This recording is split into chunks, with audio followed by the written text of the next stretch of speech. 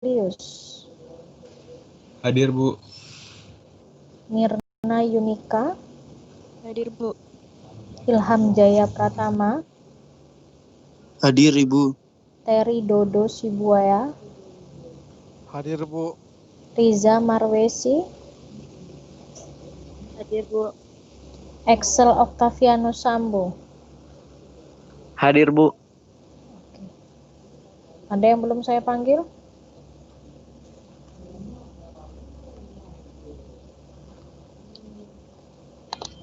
Kevin hadir, Bu.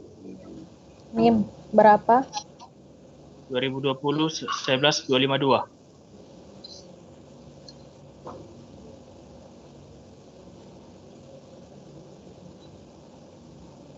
Kevin Arianto. Ya, Bu. Oke. Kemudian Muhammad Satrio Dwi Raharjo.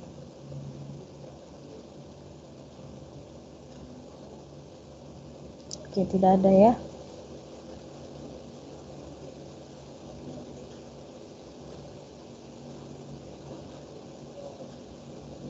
Binsar Ricardo. Ada?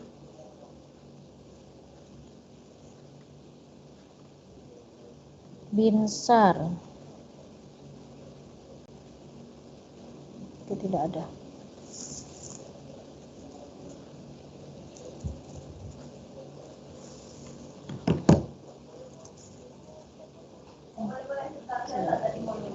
Kenapa ada spotlighting? Ya, silakan.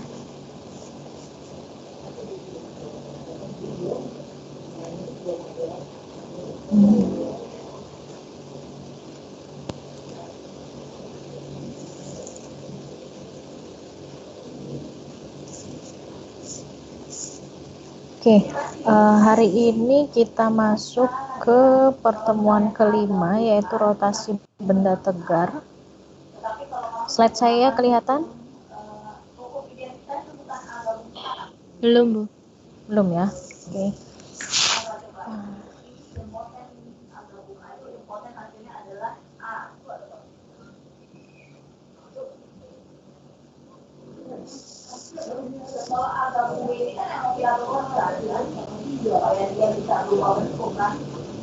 Belum kelihatan ya?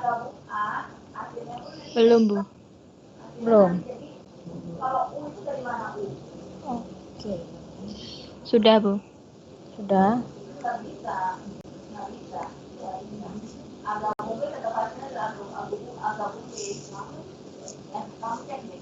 Ada nggak di hukum aljabar probabilitasnya itu yang menyatakan A gabung B itu sama 1? Nggak ada. Yang ada hukum komplement A gabung A komplement itu baru sama 1.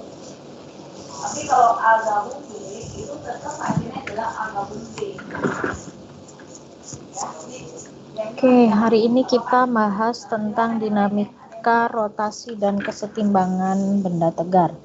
Ya, ini adalah pertemuan kelima kita, yaitu, dan di sini materi ini akan memfokuskan pada goalnya, artinya Anda memahami dan mengetahui bagaimana rotasi dan kesetimbangan dari benda tegar tersebut, kemudian memformulasikan pengaruh momen torsi pada sebuah benda dalam kaitannya dengan gerak rotasi benda tersebut, kemudian mengungkap analogi dari hukum 2 Newton tentang gerak translasi dan rotasi, kemudian memformulasikan momen inersia, tentunya sudut ya, untuk berbagai bentuk benda tegar, kemudian memformulasikan hukum kekekalan momentum sudut pada gerak rotasi, menganalisis masalah dinamika rotasi benda tegar untuk berbagai keadaan, dan menganalisis gerak menggelinding tanpa slip.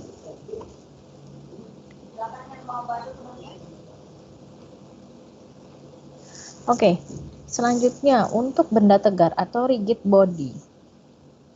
Nah, di dalam dinamika partikel, benda dianggap suatu titik materi atau ukuran benda ini diabaikan ya. Jadi ketika di dalam dinamika partikel, benda tersebut dianggap suatu titik materi Artinya benda itu memiliki volume, berat, dan memenuhi ruang, seperti itu. Kemudian akibatnya ada gaya yang bekerja pada benda yang hanya menimbulkan gerak translasi. Mungkin ya. Kemudian ada dalam dinamika benda tegar tersebut, ukuran benda ini diperhitungkan.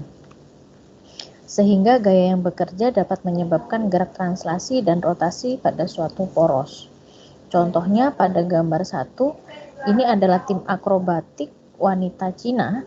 Ini mempertahankan keseimbangan agar tidak jatuh. Jadi bagaimana dia membentuk suatu gambar atau suatu bentuk ya, ibaratnya yang diinginkan, dan juga dia harus mengatur keseimbangannya bagaimana agar dia tidak terjatuh seperti itu.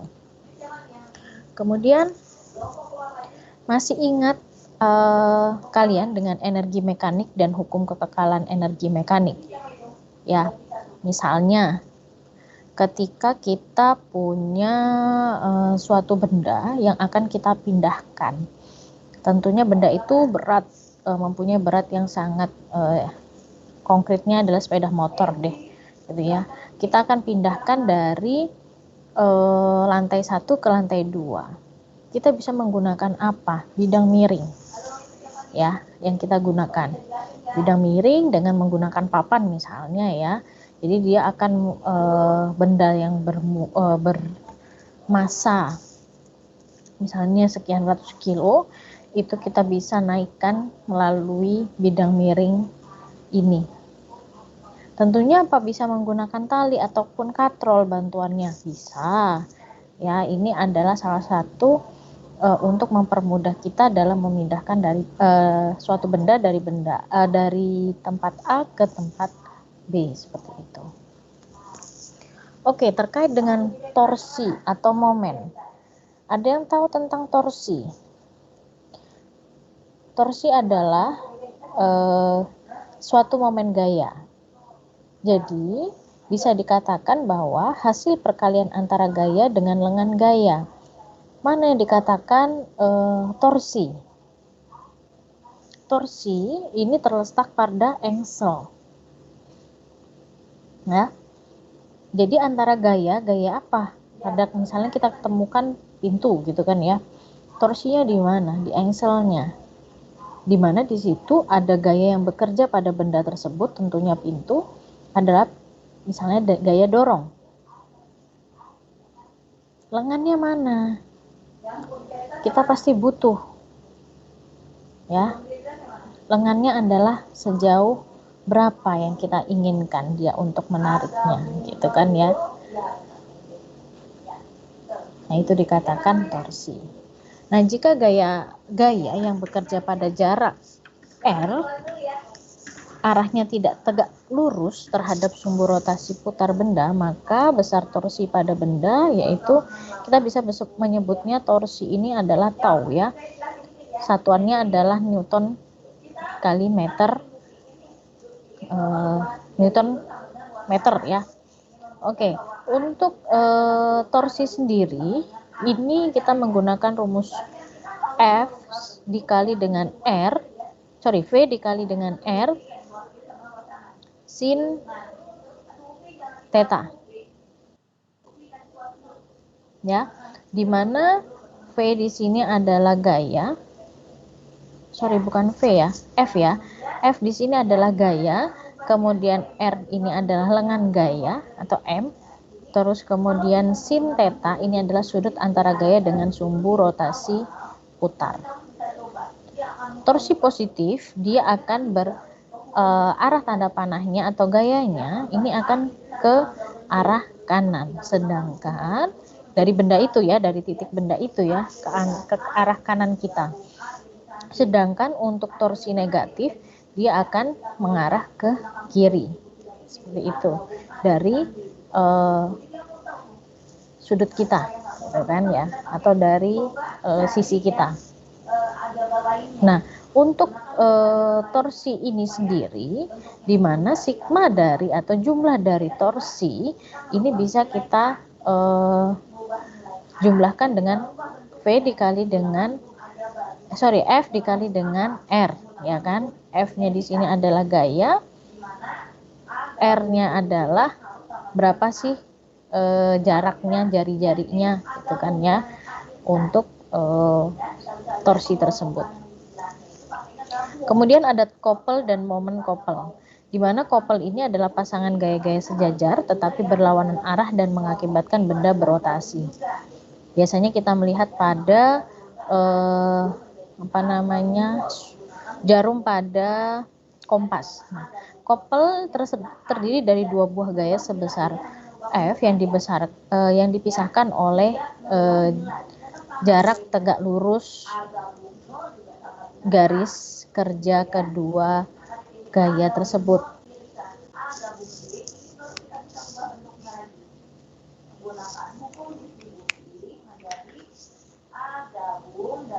Momen couple besarnya couple dinyatakan dalam momen couple didefinisikan sebagai perkalian antara gaya F ya dengan jarak kedua gaya D sejauh D ya.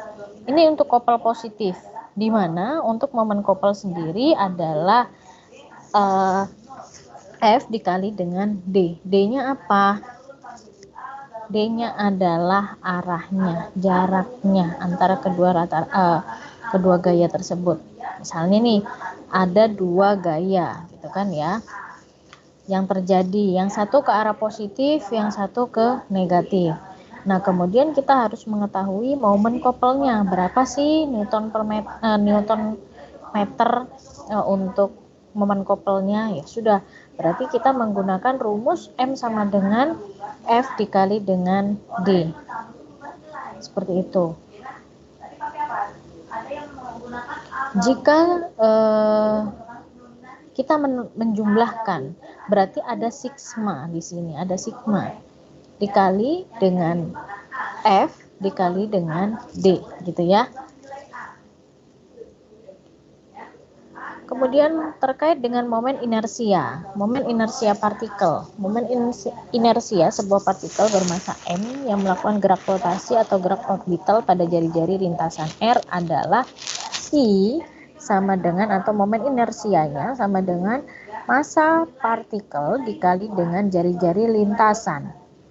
Ini tentunya satuannya adalah meter kuadrat, meter ya. Jari-jari lintasannya sejauh berapa meter gitu kan ya. Kemudian R-nya adalah R kuadrat. Sehingga didapatkan I-nya atau momen inersianya adalah kilogram dikali meter kuadrat. Hubungan langsung antara percepatan sudut alfa dengan torsi ini yang diberikan adalah torsi sama dengan ya, ini adalah I dikali dengan alfa.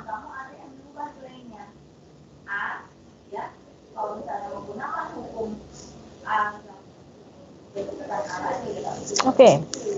Ini ada beberapa untuk momen inersia benda tegar ya.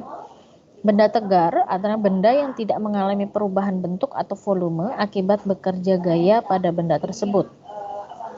Momen inersia pada beberapa benda, yang pertama ketika terjadi pada batang homogen dan sumbu rotasinya melalui titik tengah, artinya dia tegak lurus dengan batang homogen tersebut. Lalu bagaimana gambar sumbu atau momen inersia yang terjadi pada batang homogen tersebut, itu kan ya. Kalau kita gambarkan, ini adalah suatu batang homogen ya, di mana dia akan tegak lurus dengan titik tengah batang ya. Nah, momen inersia yang terjadi tentunya dari kiri ke kanan membentuk momen inersia positif, sehingga ini dipisahkan sejauh L ya. Ada massa pada batang homogen tersebut. Berarti momen inersianya seperti apa? I sama dengan 1/12 M dikali dengan L kuadrat. Ini untuk batang yang homogen melalui titik tengah. Ya. Kemudian ada yang melalui tepi salah satu sisi. Artinya bisa di ujung atas ataupun di ujung bawah dari sumbu tersebut, gitu kan ya. Kemudian bagaimana untuk momen inersianya adalah 1/3 M dikali L kuadrat. Oke, kemudian yang kedua, ini pada benda cincin tipis melalui titik pusat lingkaran. Berapa momen inersianya? Karena dia lingkaran, ya, artinya dia membentuk sudut 360 derajat, maka momen inersi yang terjadi adalah I sama dengan mr kuadrat. Dan apabila melalui salah satu diameter, misalnya nih, dia tidak lagi menembus, tetap menembus titik pusat lingkaran ya, maka dia akan melintang ya, membentuk salah satu diameter ya. Maka rumusnya adalah I sama dengan setengah mr kuadrat. Itu untuk cincin tipis. Kemudian untuk silinder pejal, gimana? Kalau bentuknya adalah sebuah silinder atau tabung, bagaimana sih momen inersia yang terjadi? Ternyata ketika dia melewati sumbu silinder, artinya di tengah-tengah ya, menembus tengah-tengah tabung, maka momen inersianya adalah 1/2 M dikali R kuadrat.